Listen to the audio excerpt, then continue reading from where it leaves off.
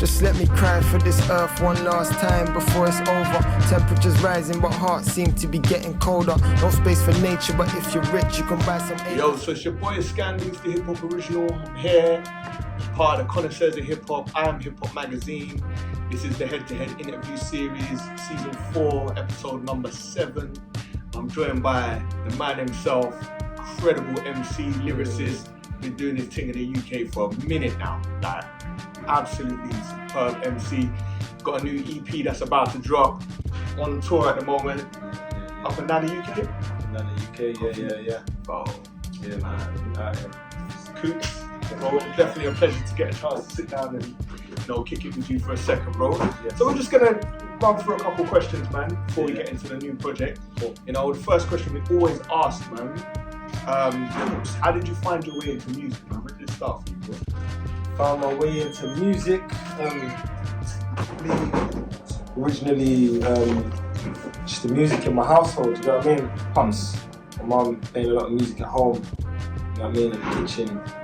My uncles and everyone's around at the house. So I was brought up in a house that was full of music to start with, so I guess that opened my ears to it. And then later down the line, writing bars with my friends. So I can say like my house was like the house where all the men would come and chill and stepping up their pen game. You know what I mean? Iron sharpening iron. You know what I mean? Yeah. Kind of energy. Yeah. So my bro Richie, you know what I'm saying? Justin. What? Definitely one of the guys who were sharpening each other's pen skills, you get what I'm saying? Wicked, man.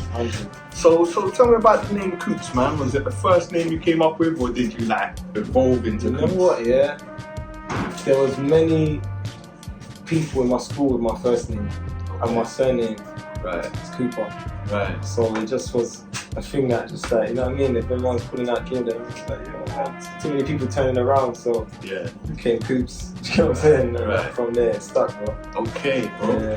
So what age was you at, man, when you decided to take this thing seriously? Like the first time you got to touch a mic or hit the stage? Probably in teens, 17 or something, when we was going studio. We used to go studio like twice a week, the man them, yeah. We used to just have a little crew and we used to make sure studio was booked twice a week and then we'd go, and I think that started the habitual music making and just made it kind of become a part of what man does. Do you get what I mean? Obviously we was always barring and stuff, but not only did we do that, we went to studio, we recorded tracks, we put out mixtapes, you get what I'm saying? Right. So we was just about that, and then from there it was like, alright, cool, who am I independently? Do you get what I'm saying? What do I want when I want to make my own song and it's not got 4 of us on it? Yeah. What am I saying now that makes me stand out as an individual? Do you get what I mean? And I think when I started paving that, and also not using cover beats anymore, that kind of helped me to grow my own identity as well, working with producers when I went to uni and met Talos, who was like a long-term collaborator of mine, but that's where we met and started kind of building a sound together and locking in once again like every day, because he was on a music course. So just got to make music. I think that's where it all developed. Right. Okay, man. So tell me about your early influences, man. Who would you say were the ones that like inspired you to get into this thing? Early influences would have been originally, bro, my peer group. You get what I'm trying to say? Would have been my friends, would have been the people around me that my bro Richie's been doing Scram thing from early as well. He used to be in a crew, Animaniacs, back in the day, and I came from a music school where we had a lot of musicians that went to our school, so it was like you're just seeing, you know what I mean? I'm from London, from North London, from Tottenham, so we saw the crews and the music developing, and man on radio and stuff like that, and it just made me think, yeah, what I can rap fast, I can pen something up. I wanted to rap, I wanted to do grime so much. So you've seen obviously people like Wretch, Skepta from the area. Skeppy, you know what I'm saying? Yeah, all of that, and then but also listening to I was listening to Bob Marley, and I was listening to Tupac, and I was listening to Nas and stuff like that, and I was all about like a social commentary, and I wanted to kind of take that approach when I was writing my own music. Rather than, I thought the grime scene at that time was cold, and there were the gets and the people who were coming with more intricacies as well. Do you get what I'm trying to say? And that definitely appealed to me. Right. So I think that's I went on that. So I noticed that with your music, man, you always got like there's a message in there, it's conscious, and Yeah. you know, why is it important to you to make sure that you put out that message for that, obviously the young people that listen to you? You know what? I think that's one of the things that just drives me as a writer. I feel like if I'm not writing something that moves me, then I won't like it after, it won't stand the test of time to me personally as the writer.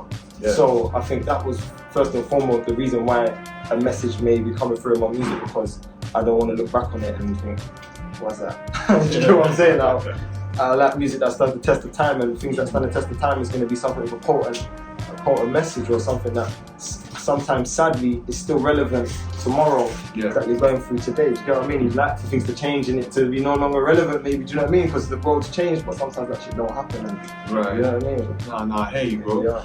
And so obviously you're a man that likes to tour, you know, because I've been seeing you do your thing on the road since This was my second tour, you know, and Yeah. before that I hadn't toured before, so I'm enjoying it, but it's new to me. Right, You know what I'm right. saying? Yeah. So how is like touring up and down the UK, and then you touch Europe as well, right?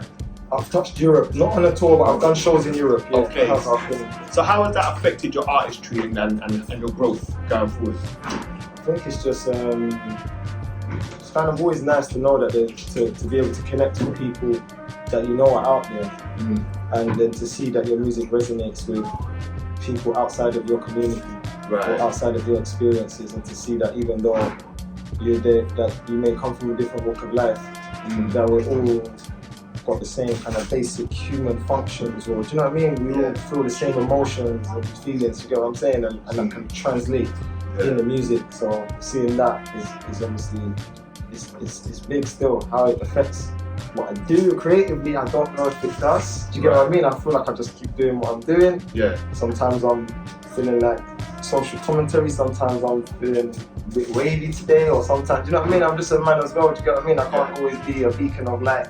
Yeah. I'm just a human, you know what I mean? So I just go with how I'm feeling. Okay.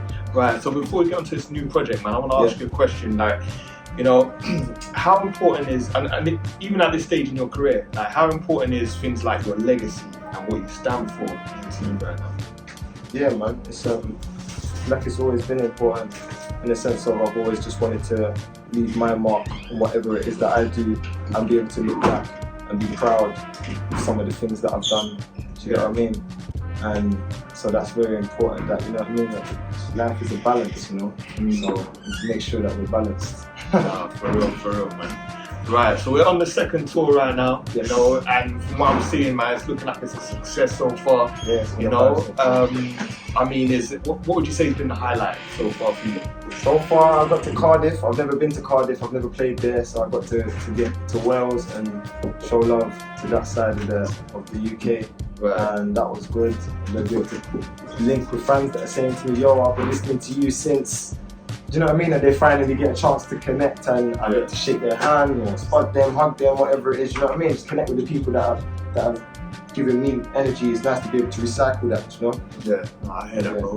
So let's talk about this new project that's coming, right? Yeah. Like, what can fans come to expect? And is it a change of direction, or are we just evolving? What's Yeah, the man, it's mission? an evolution. I think that this is my first fully self-produced project. It's only a 4-track EP. Yeah. Kept it short and sweet, but it's me kind of showcasing another side of my skill set, for one, as not just a writer, but as a producer and a composer. Right. And also showing where I want, like the fusion of sound. I feel like when you collaborate with a producer, you are collaborating with their vision. Okay. And their vision, it might be their vision for, they might be like, look, I'm gonna make this beat for Coops, because this is their vision of what they think I should, and then, you know what I mean? Or I might be like, nah bro, let me hear what else is in the vault as well, and then that my vision might come across, but it's still their vision to start with, it's their foundation. Right. So now I guess it allowed me to kind of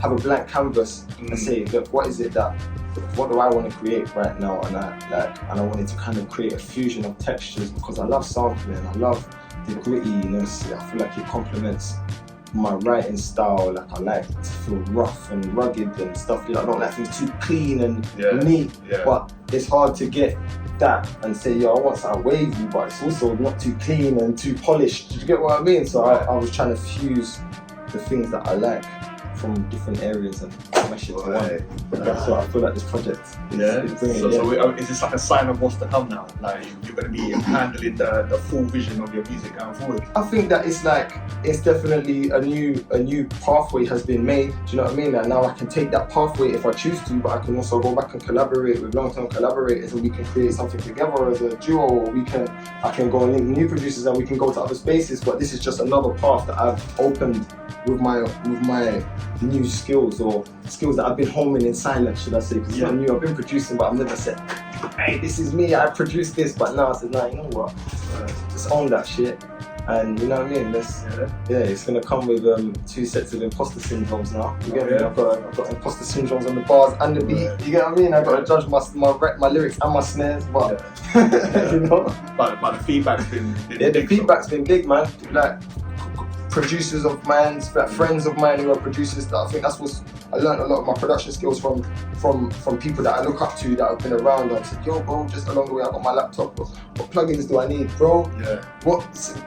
Where you getting bass lines from? Where you getting sounds from?" And man are dumping stuff on me, and then I can go away and be a hermit again. And you know what I mean? Like, "Yo, what you using to mix this with? Or what you doing?" You know what I mean? So I've got my teachers. Do you know what I mean? I'm a student of the game. So if someone knows more than me, I'm open to it. So I'd like to think that I'm not just fucking hitting pots and pans and that. Do you know what I mean? I'm coming through with some quality stuff. And some of these men are saying, "Bro, you're good enough to just be a producer, bro." Yeah, you could come in like that. And I was they're already cutting your retirement already, telling you to just move into the.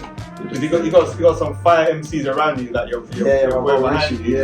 He's checking you for some beats, You know what? He's always on me for beats still. I'm on him, bro. He's always beats. But you see me, as I said, I ain't been in producer mode. I'm like, I ain't made it out to like, alright, cool, let me make some beats for someone else yet. That's the next stage. That's the next stage. You get what I'm saying? Right now, I'm still like, I've been in that space, like trying to make the best I can make. That's big, man. That's big, bro. So we're looking forward to this project, man. Is there a full release date on it yet?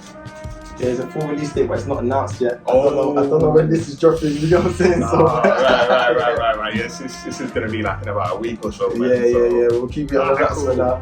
But it's coming soon, man. It's not long after the tour. Yeah, I mean, if it's announced before this comes out, man, we'll insert it here. Yeah. Alright, bro. Appreciate you giving us the time, man, to kick it, man. And yeah, definitely looking forward to the show tonight, bro. Yeah, man. Thanks for coming down, bro. Wishing you the best for the project, bro. Respect. Thanks very much. Yeah. Till next time. Peace. Just let me cry for this earth one last time before it's over. Temperatures rising, but hearts seem to be getting colder. No space for nature, but if you're rich, you can buy some.